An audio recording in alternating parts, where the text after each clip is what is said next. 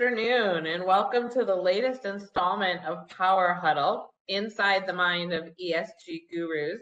I am Heidi Friedman, a partner and co-chair of Thompson Hine's ESG Collaborative.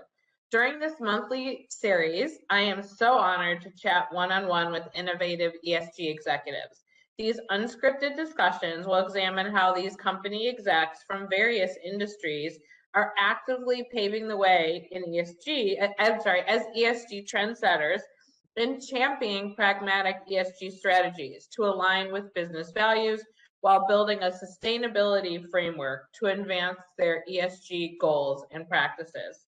Joining me today is a true ESG guru, Sue Ping Lu, Vice President. Hold tight because there's a lot on her plate. Wait till you hear this. Vice President, Corporate Secretary, and General Counsel for ESG and International at Honeywell.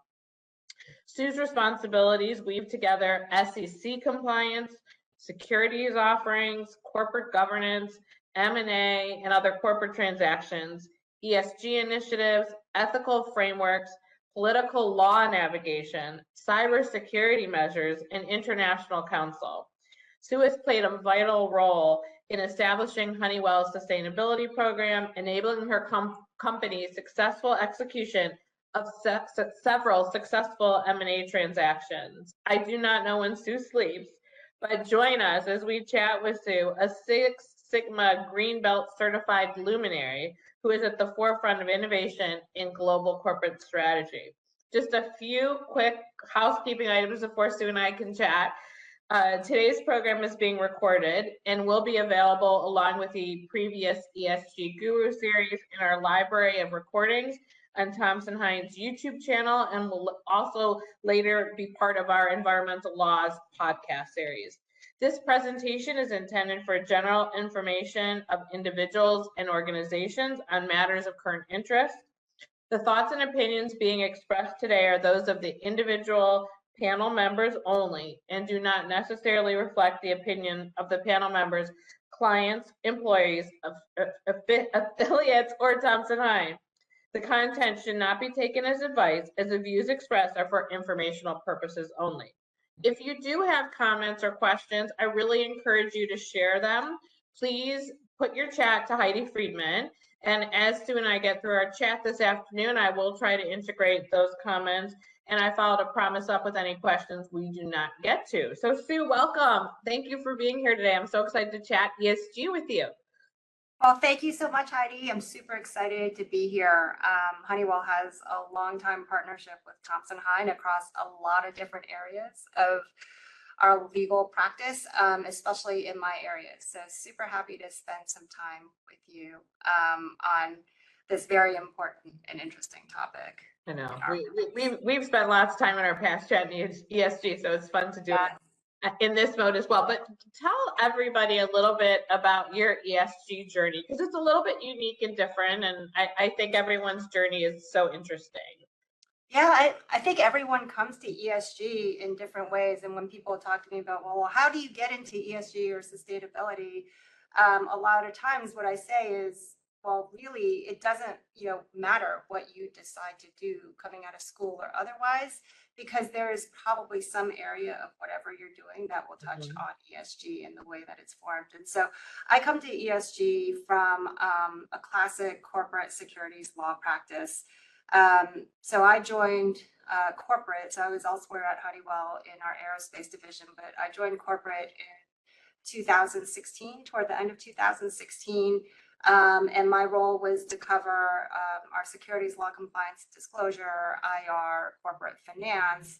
But my predecessor, on the day she walked out the door, she handed me an MSCI report with a bunch of comments on it and said, yeah, this is an issue.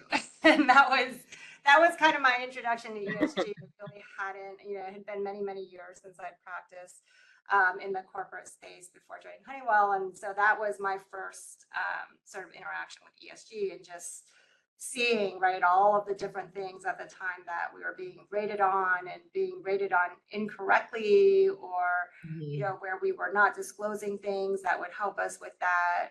And that became sort of my first kind of look at, well, here is all of what is part of ESG. But I was super fortunate because Honeywell actually has a long legacy in this area, and it wasn't, termed ESG at the time, but we had, back in 2004, started setting climate goals. We've always had a huge focus on safety, given the kinds of businesses we're in. Remediation, I mean, we have a ton of environmental legacy liabilities, and so remediation and doing that with the community in mind, sort of a very early version of environmental justice. We had been engaged in that for a long time. And so I was super fortunate to have just lots of partners throughout the Honeywell organization that could really help me understand sort of the ins and outs and puts and takes of what we were being measured on from an ESG perspective. And so that's how it came to be. It was really around our external communications and some of these ratings firms that our investors were interested in working with and looking at. Yeah, so you sort of came into it with your governance hat on almost on some level, and now have been embracing that ever-growing umbrella that we've chatted about. And I do think it's worth a minute just to talk about these ratings and rankings and things like that before we get into this regulatory scheme where we're faced with, because I do think that, clients get very troubled by these, external rankings that you cannot participate in. And I would say, like, my take on them is, while it used to be based on transparency and just how transparent you are, now it seems to be shifting to actual, where have you moved the needle? And do you have any advice to folks about those kinds of ratings and rankings and how to view them? Yeah, I think we've been back and forth on this, and I think in my head I've been very back and forth on this because it is so frustrating to have people, right, who really don't know us, and they're kind of doing very surface scrapes of information and looking for very specific words and not digging into the substance and having them write things about you that people you care about subscribe to.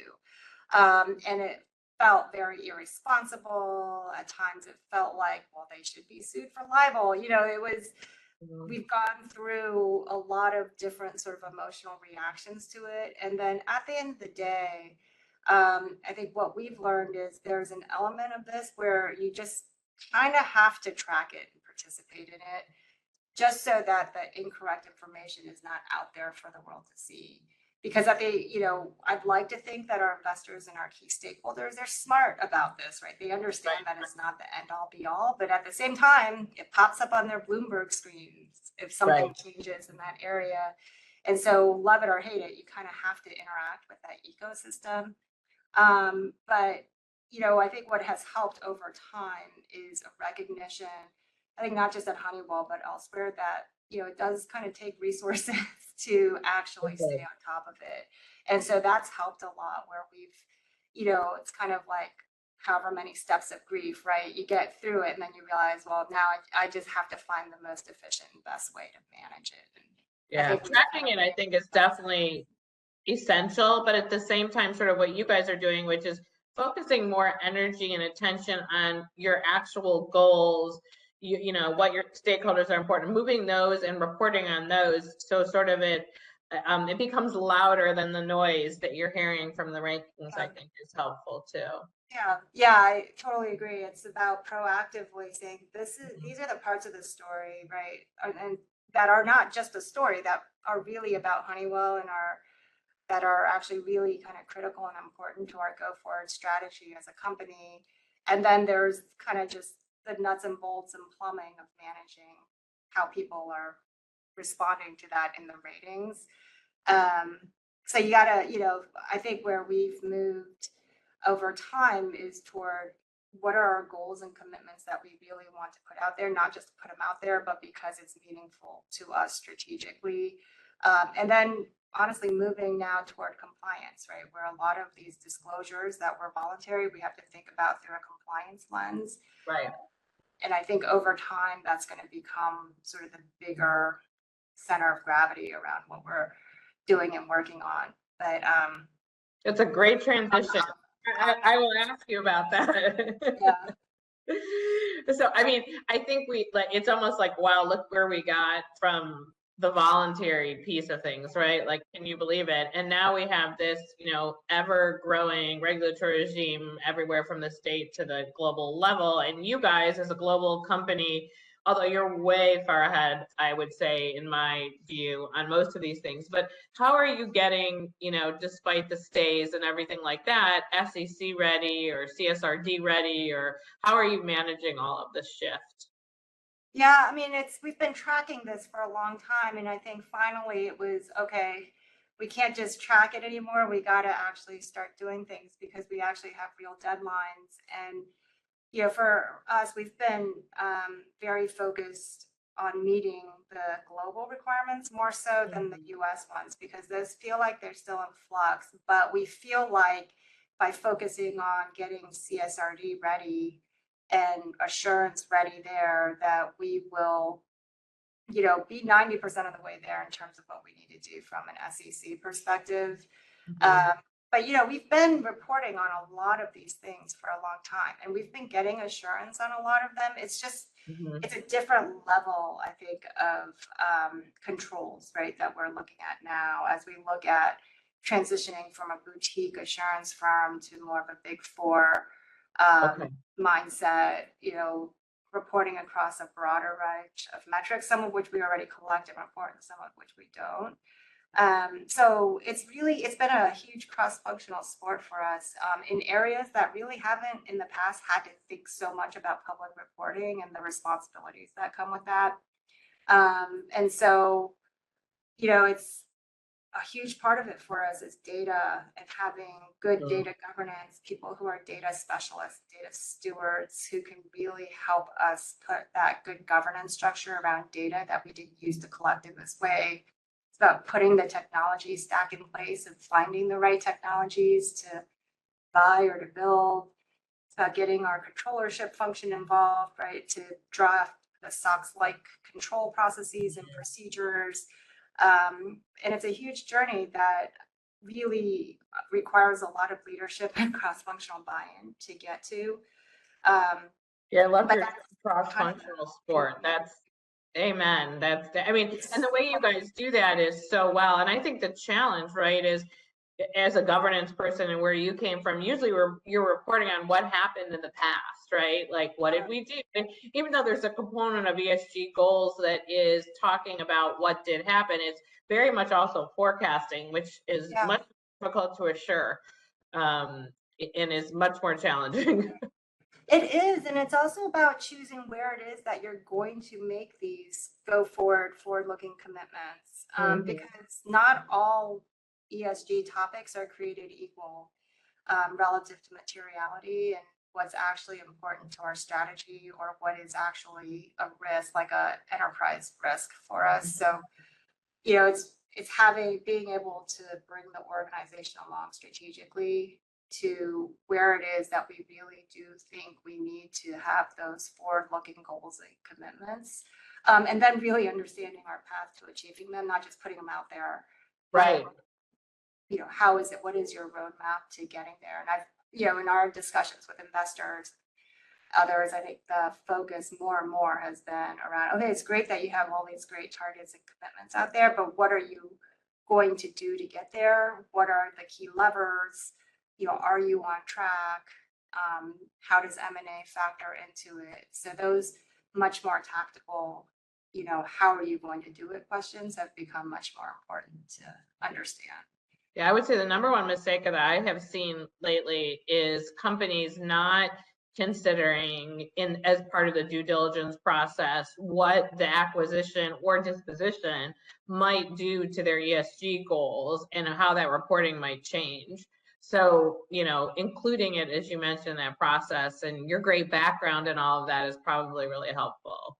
Yeah, I think ESG takes people from all different backgrounds to it requires that kind of contribution in the headsets. And so that's, going back to the initial point, I think you can get into ESG from so many different lenses if this is an area of interest. There's a lot of different areas of expertise that you can have that is a required kind of ingredient at the table for this. For sure. And you mentioned data.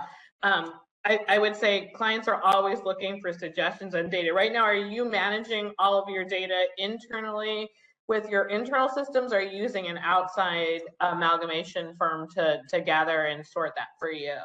I would say that it's a mix. So we went through sort of a build versus buy analysis and decision making. I don't know that there's a perfect tool out there yet that, you sort of plug into and all of a sudden everything kind of spits out the other end. So, That would be lovely. I I'd would love to hear invent about that. it, if anybody wants to put that in the chat, because we've Invent definitely. that. That would be fantastic. Yeah, right.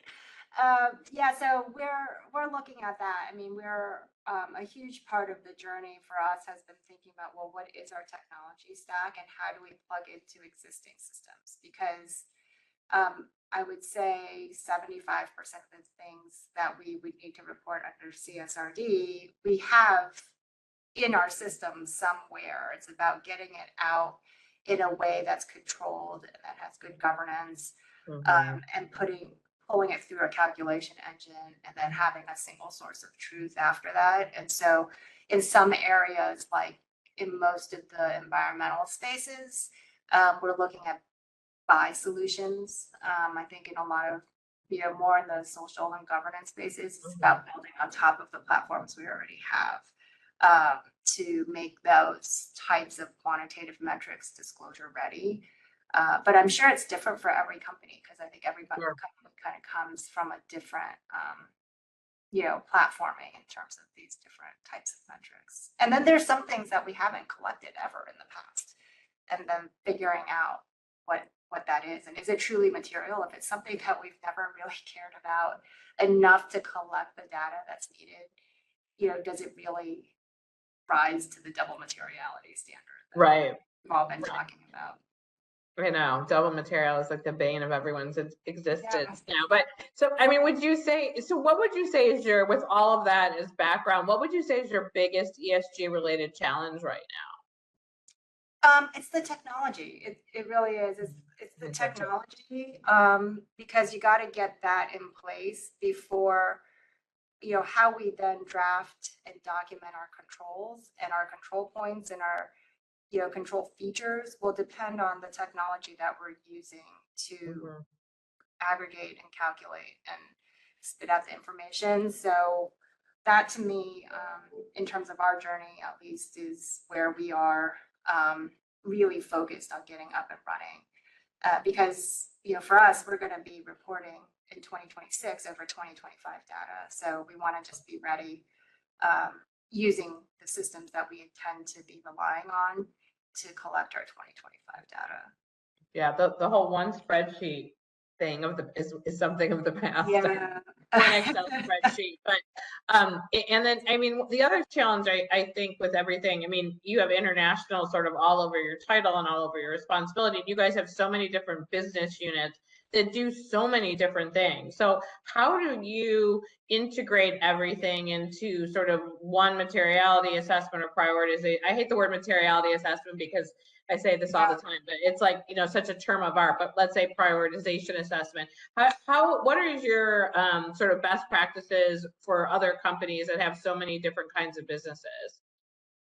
It's about making sure you have the right stakeholders involved. And part of it is also thinking through that initial question. Are we going to report on a global basis? Are we going to report at the entity level? Are we going to do it based on an artificial consolidation?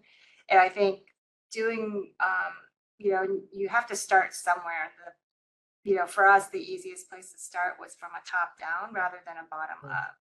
And so from a top down perspective, because so many of the functions that play into a lot of the ESG topics for Honeywell is centralized at corporate, there are touch points, kind of subject matter experts that really understand all of our businesses across the network and across the globe, and are able to think about materiality on a global lens. I think what will become more nuanced for us is if we decide that we need to do the reporting at a non-global level, so either at a subsidiary level or otherwise, where we have to really, think a level more, think a little bit more specifically by business or by geography. But, at this point, that feels like it's introducing a level of complexity that maybe we do or don't need. So something kind of jury is still out on that piece. But Yeah. having centralized subject matter experts has been really helpful for us. Okay, because you guys have like an ESG council that you utilize basically. Yeah, we do. So what we have is a ESG, we call it a function, but it sits under me that kind of has it sort of pulls things together and makes sure that we have resources where we need to program manage the implementation of whatever the ESG thing is. But we have deep subject matter experts in our health, safety, environment, deep subject matter in the HR areas, deep subject matter expertise in sort of our remediation and environmental liabilities. So we've been, I think because of Honeywell's legacy of having to address a lot of these issues over time, we have built up pretty, strong centralized functions that manage a lot of these different spaces historically. Yeah, and just making sure you got the right people is, as you said, kind of the best first step. Let's talk a little bit about the anti-ESG legislation that keeps popping up. It certainly is mostly relating to like investments and pension plans and things like that. But, it's a pretty common question, headquarters sit in the anti-ESG state. How much should I pay attention to this? And I feel like you guys have a good philosophy around that. I thought maybe you could share your thoughts on that noise or whatever you want to call it, because there is so much actual ESG work still going on.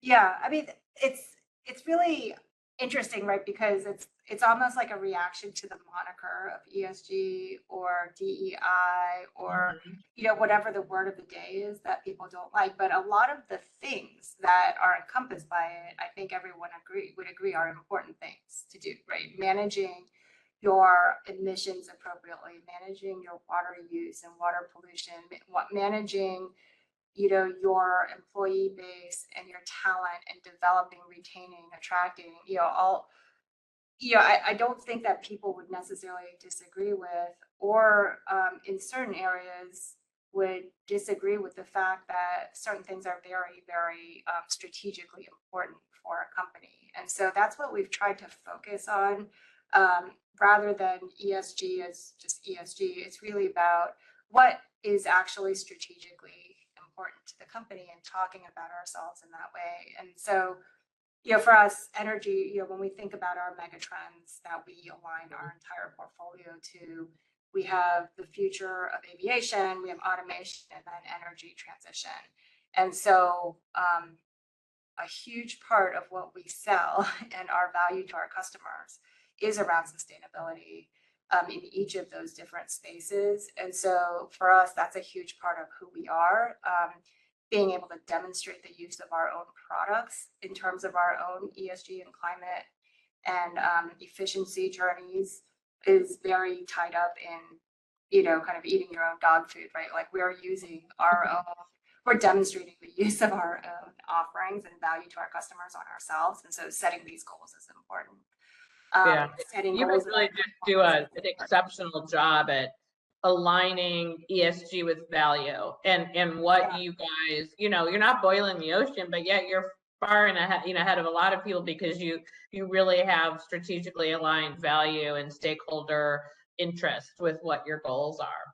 So that's been the key for us. Rather than focusing too much on anti-ESG, it's really about continuing to tell our story based on what is actually of strategic importance to us, or is strategic from, I think, a risk management perspective for us. Yeah. So what would you say is your biggest ESG success?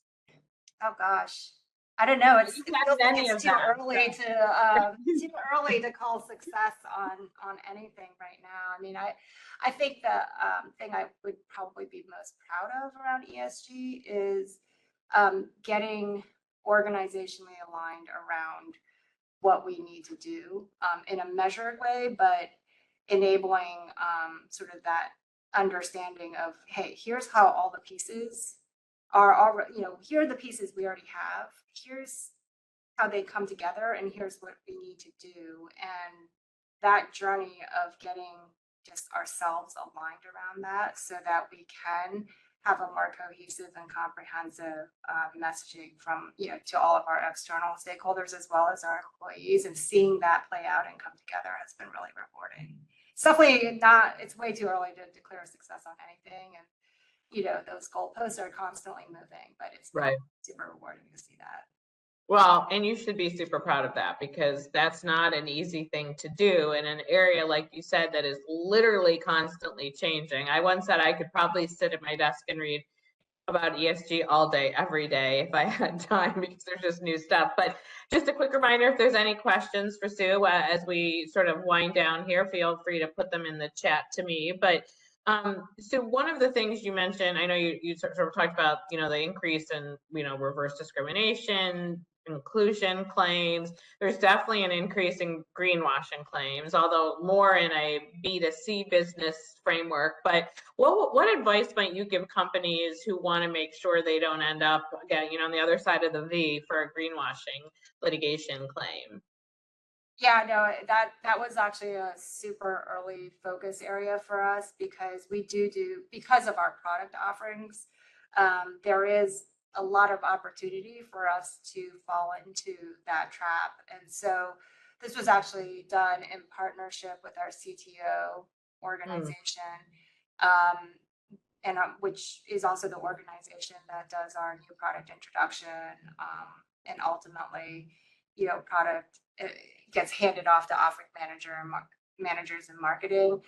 We put in place what we call our sustainability claims database and tool. It's basically a workflow tool at the end of the day that, in order for people to be able to publicly make any statements around, the sustainability or green-ish qualities of any particular product, or even about Honeywell at all, it needs to go through the claims tool, and the workflow tool then requires CTO approval, legal approval, marketing approval, and in fact, GR approval as well. And so, and then it gets stored, and by policy, you can only use the claims that are in that database with the qualifications or the footnotes. And so that rigor has been really helpful for us. And actually it worked out well for us, because then we used essentially the same foundation to deal with AI washing, which is, a very the new like thing. Cousins with the greenwashing issues. So we were able to deploy that to the AI washing side. But it's just, sometimes you just have to make people use a tool, and then you've got control points, because all of our external communications are reviewed, and making sure to push that back when we need to. But it's just, it's like basic blocking and tackling, I think, on that front. I'm glad you brought up AI washing too. That's definitely coming up. But so when you do your annual reporting, do you put everything through that system, or how do you merge what you're saying in your reporting and your website with, this external claims database? Yeah, so when we do by the time we get to our ESG report, I would say most of the things in there, certainly as it relates to our offerings or around our performance along certain metrics, we've probably already talked about it in a press release, or in our proxy, or in some disclosure. So there's very little at the end of the day that gets pulled into the ESG report that is actually new. It might look different, there might be better pictures or graphics, but it's not actually new by the time it gets there. And so, I would say that,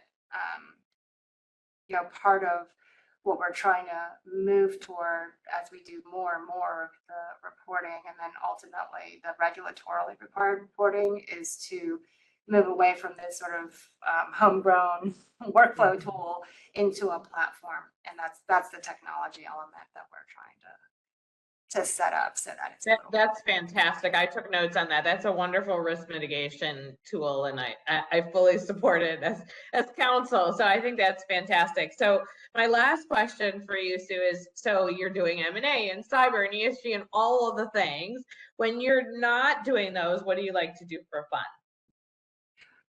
So I would say from a fun perspective right now, all my fun is with my family and my boys. And so I've got my husband, 3 boys, and then recently a dog. And so I would say that in my off time, if we're not all traveling together, it's, whatever the activity of the day is on any given week. But that is a lot of fun. And I have to keep reminding myself that they are not, 9 forever. And now for my older one, he won't be 17 forever.